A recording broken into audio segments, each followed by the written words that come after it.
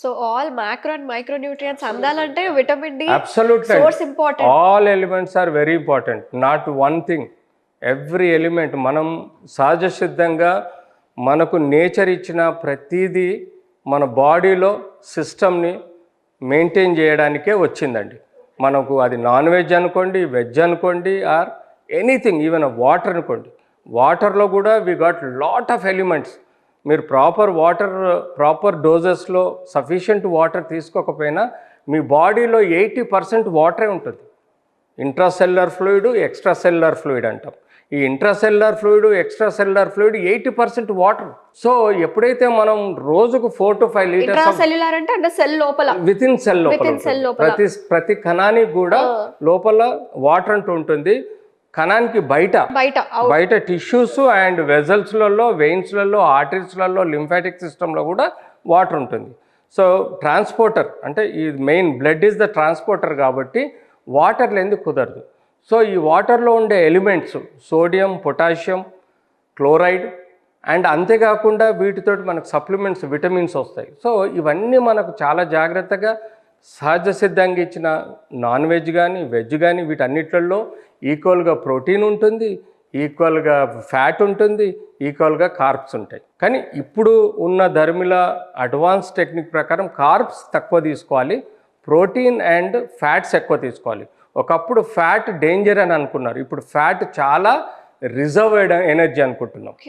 So మనకు carbs వలన obesity పెరగవచ్చు, కానీ ఫ్యాట్స్ వలన ఒబేసిటీ రాదు. సో దాంట్లో కూడా గుడ్ ఫ్యాట్స్, బ్యాడ్ ఫ్యాట్స్ అంటారు కదా, దట్స్ వాట్. సో మనం లో ఎస్డిఎల్స్, హై ఎస్డిఎల్స్లలో మనకు వేరియేషన్ ఉంటుంది. సో లో ఎస్డిఎల్స్లో మనకు ఫ్యాట్ రిస్టోరేషన్ చాలా ఇంపార్టెంట్. మనకు ఎప్పుడు గ్లూకోజ్ అన్నది ఏదైతే కార్బ్స్ తోటి డెవలప్ అవుతుందో అది ఇమ్మీడియట్లీ ఎనర్జీ లాగా వాడతాం. సపోజ్ మనం ఒక 2 రోజులు మనం ఫాస్టింగ్ ఉండాల్సి వచ్చింది, లేకపోతే మనకు తిండి లేదనుకోండి, మన బాడీలో ఉండే ఫ్యాట్ దాన్ని రిజర్వ్డ్ ఎనర్జీ అంటాం.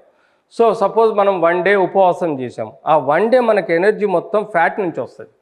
సో ఫ్యాట్ని అంతా కరగ తీసుకుంటుంది. సో అందుకనే ఇవాళ డయాబెటీస్కి మనకు బెస్ట్ ట్రీట్మెంట్ ఏంటంటే fasting, one of the treatment.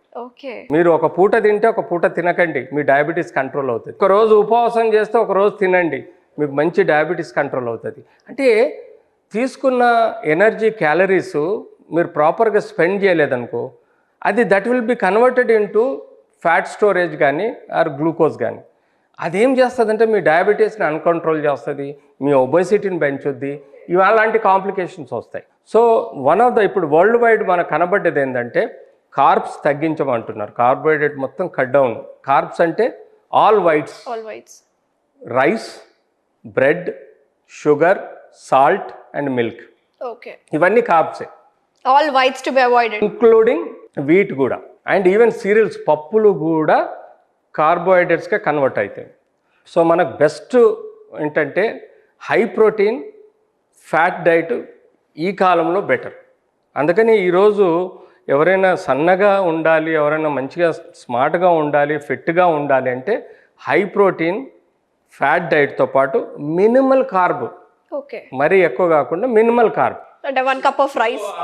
Protein food is most important. ఎందుకంటే బాడీలో every corner of the cell needs protein. Protein లేకుండా మన బాడీ అన్నది పర్ఫెక్ట్గా, మనకు అందులో అమైనో యాసిడ్స్ ఉంటాయి, ప్రోటీన్స్తో చాలా రకాల ఫ్లూయిడ్స్ డెవలప్ అవుతాయి, టిష్యూస్ డెవలప్ అవుతాయి, అండ్ మజిల్, మెయిన్గా మజిల్స్, ప్రోటీన్ ఈజ్ మజిల్, ఆ మజిల్ మాస్ డెవలప్ అవుతుంది. కాబట్టి protein important.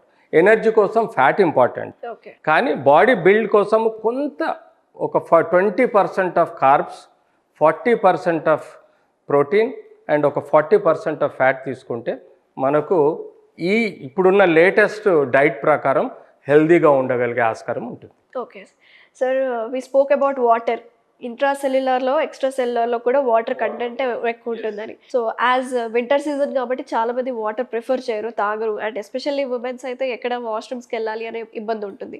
So right amount of water అనేది డిఫర్ అవుతుందా సీజన్కి మారే కొద్దికి? డెఫినెట్లీ సమ్మర్లో రిక్వైర్మెంట్ పెరుగుద్ది, వింటర్లో తగ్గుద్ది, మాన్సూన్లో కూడా తగ్గుద్ది. ఎందుకంటే ద అబ్జార్ప్షన్ అంటే ఎవాపరేషన్ త్రూ ద స్వెట్. సమ్మర్లో స్వెట్ రూపంలో మనకు దాదాపుగా 2 లీటర్స్ ఆఫ్ స్వెట్ మనకు అవుతుంది. అదే వింటర్లో మాన్సూన్లో అంత ఉండదు. సో మనకు వింటర్లో మాన్సూన్లో quantity of intake 3 to 4 litres సరిపోతుంది. సమ్మర్లో మాత్రం 6 to 7 లీటర్స్ ఉండాలి. ఎందుకంటే మన బాడీలో రక్తము 6 to 7 లీటర్స్ ఉంటుందండి. సో ఆ నిష్పత్తిలో మనం మెయింటైన్ చేయాలంటే మనకి ఇన్పుట్ కూడా అంతే ఉండాలి. మన కిడ్నీ రోజు దాదాపుగా 1 to 1.5 లీటర్స్ ఎక్స్క్రీట్ చేస్తుంది. యూరిన్ ఎక్స్క్రీషన్ ఉంటుంది. యూరిన్ ఎంత ఎక్స్క్రీట్ అయితే అంత మనకు టాక్సిన్స్ బయటకు వెళ్ళిపోతాయి. మన బాడీలో రెమినెంట్స్ మనం తీసుకున్న ఆహారం ద్వారా కానీ మన సిస్టంలో ఇదొక మెషినరీ అండి. ఈ మెషినరీలో మనకు వేస్ట్ మెటీరియల్ ఏవైతే ఉంటాయో అవి మన కిడ్నీ మలం ద్వారానే పోతాయి. సో ఆ యొక్క excretion of urine from the kidneys and మలం ద్వారా పోయే టాక్సిన్స్ కానీ ఆర్ వేస్ట్ ఇంగ్రీడియంట్స్ కానీ పోవటం వల్లనే మన బాడీ రీస్టోర్ అవుతుంది. సో ఈ విధంగా మనం సీజన్ టు సీజన్ మనం వాటర్ తీసుకోవాలి. ఎస్పెషల్లీ సమ్మర్లో ఓఆర్ఎస్ అంటాం. అంటే మనం కొంచెం సాల్ట్, షుగరు, కొన్ని మినరల్స్ అవి కలిసిన వాటర్ తీసుకోమని ఎందుకంటామంటే మనకు స్వెట్ ద్వారా లాట్ ఆఫ్ లవణాలు వెళ్ళిపోతూ ఉంటాయి, ఎలిమెంట్స్ వెళ్ళిపోతూ ఉంటాయి, ఎలక్ట్రోలైట్ వెళ్ళిపోతూ ఉంటాయి. ఆ లాస్ని కంపన్సేట్ చేయడానికి తీసుకునే వాటర్లో కొంత సాల్ట్, కొంత షుగరు, కొంత మనకు కావాల్సిన ఈ సోడియం, పొటాషియం ఆర్ ఓఆర్ఎస్ అనుకోండి. సో అది ఇస్తే మనకు బాడీలో కొంత రిస్టోరేషన్ ఉంటుంది. మనకు లాస్ అయిన ఎలిమెంట్స్ కూడా తీసుకునే వాటర్ ద్వారా ఈ ఎలిమెంట్స్ ఉంటే మనకు రిస్టోర్ అవుతాయి. ఎగ్జాషన్ గారు డిహైడ్రేషన్ పోరు. ఎందుకంటే సమ్మర్లో మీరు చూసుంటారు డిహైడ్రేషన్తో చనిపోయిన వాళ్ళు కూడా ఉన్నారు. సో అలాంటి ఎమర్జెన్సీని మనం అవాయిడ్ చేయాలంటే we need to have a supplement. Okay. So proper supplement ఉండాలి. సార్ ఈ ఓఆర్ఎస్ గురించి కూడా according to WHO it's not right to use, ఎందుకంటే ఇండికేషన్స్ కూడా మారిపోయాయి కదా సార్. అది యాక్చువల్ ఏంటంటే ఓఆర్ఎస్ అన్నది ఈ మధ్య కాలంలో చాలా ఫ్లేవర్స్ వస్తున్నాయి. ఆ ఫ్లేవర్స్ చేయబట్టి కొంతమంది పిల్లలకి, కొంతమంది అడల్ట్స్కి అలవాటు అయిపోయింది. అది దాన్ని ఒక కూల్ డ్రింక్ లాగా తాగిస్తుంది. Right sir. Absolutely wrong.